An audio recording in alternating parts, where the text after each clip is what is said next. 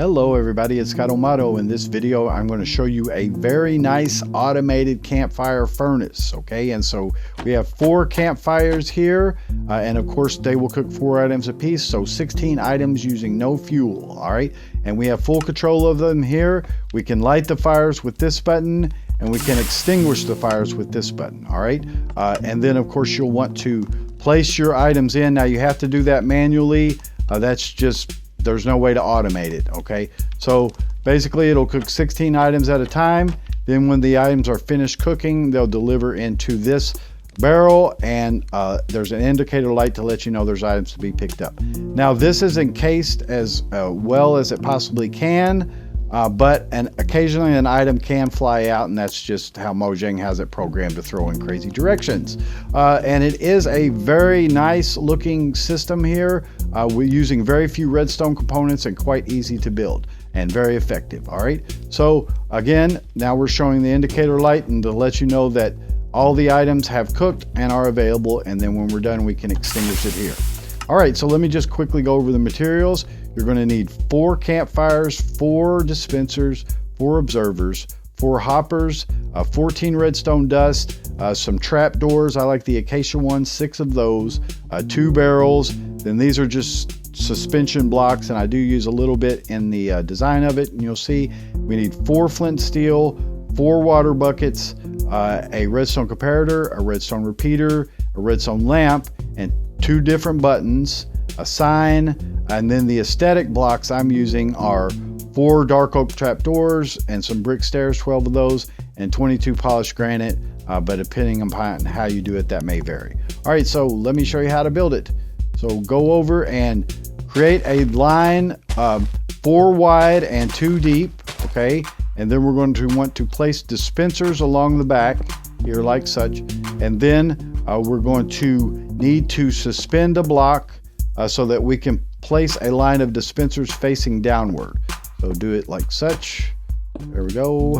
And then we're also going to want to do an additional block so that we can hang some observers. All right, so your observers are going to be facing upward toward the sky, so to place them you'll have to crouch and go like this along the line to place them facing upwards. All right, there you go. And now we can place our barrels.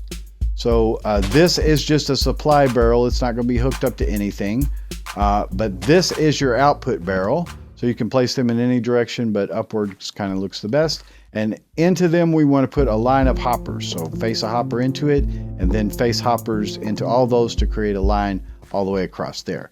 So the items will be delivered into the barrel. Now from the barrel we can also create a comparator circuit, so dig yourself a hole like this, and let's get our comparator and repeater and our lamp.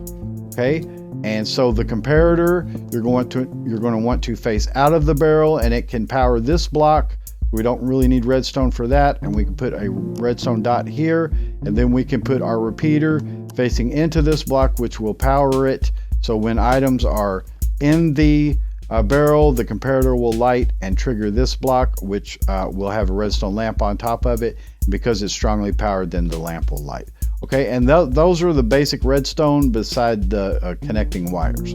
All right, so let's pull out our aesthetic blocks and start framing it now. And again, you could do this how you like, but I'll show you what I do. And basically we want to take some stairs and face one upward and downward. We're going to create kind of a mantle look, gives it more of a 3D feel to it. So we'll just place upwards and downward stairs like that. Then we can take our polished granite and frame it out. This is where the buttons will go. And we can, again, just I think for a stone look, it looks a little bit better to have it where there is a smooth stone back here that goes with the gray palette of these. Okay, so I just place one on each side for symmetry.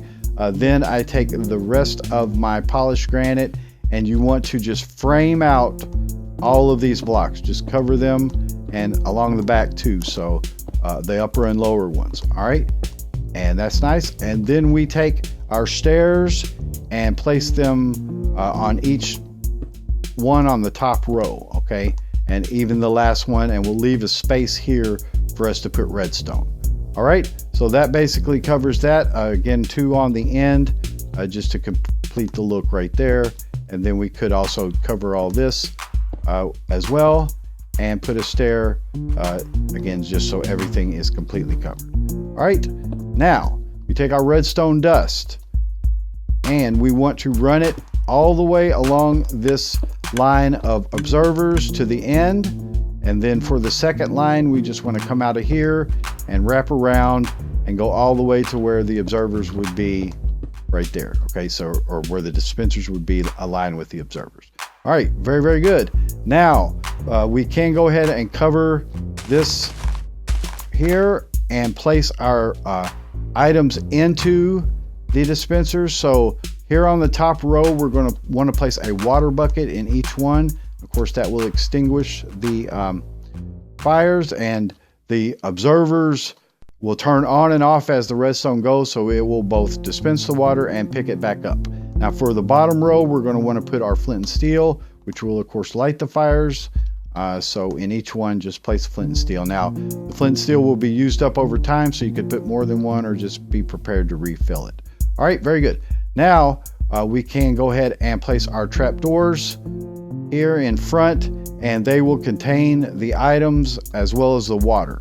All right, so just face them inward, so when they're closed, they enclose the whole thing. Then we can place some inside too, and that doesn't obstruct the barrel at all, so that's good. Do one on each side. There you go. All right, now guys, we should be ready for our campfires.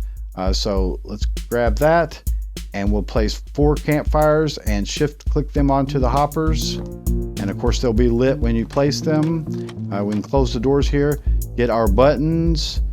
So the button for the water, you want to be a stone button. That's the top line right here.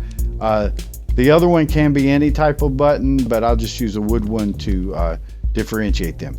Now you can also put a sign just to remind yourself what each one does, because the top one is the off one and the bottom one is the on. Okay, so just however you want to decorate the sign or whatever, that'll be fine.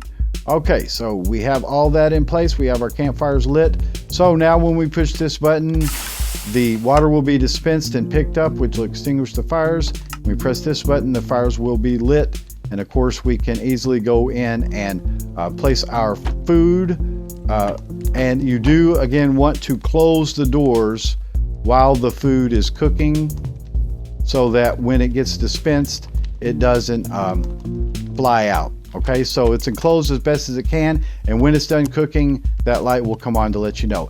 Anyway, guys, that's it. Very simple, very nice design. Looks well, or should look good in any base. And I hope you enjoyed it. I hope you learned something. This is Scott O'Mato. Thanks so much for watching, guys. We'll see you in the next one. Have a great day. Bye-bye.